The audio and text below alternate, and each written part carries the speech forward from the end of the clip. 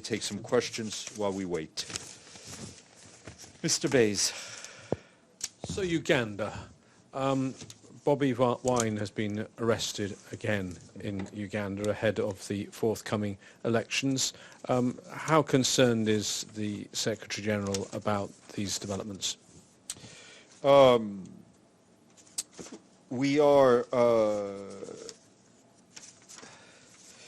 We've been following, I think, the developments around Uganda and the presidential campaign. I think it's very important that state institutions, particularly security forces, act in a manner that respects human rights and the principle of the rule of law in order to for an inclusive and broad participatory political and environmental process.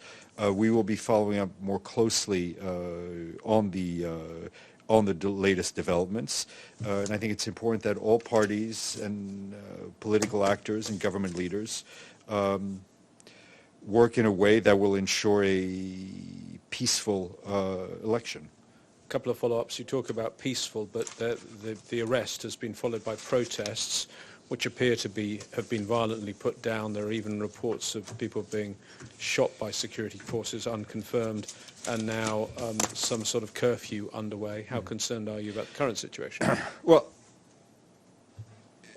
people have a right to demonstrate peacefully.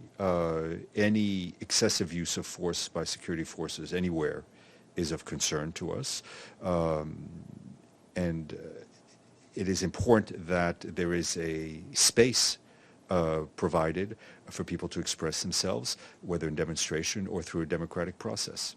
After 36 years in power, do you think President Museveni is going to allow free and fair elections? I ask that question because the EU now is not going to send a monitoring mission. The reason the EU is not going to send a monitoring mission is because it says it's done it in previous years, and in 2016 it made 30 recommendations of things that the Ugandan authorities needed to do to have free and fair elections, and not one of them has been implemented. Well, I can't predict what will happen. What I can say is that we hope there will be the space for the exercise of democratic process.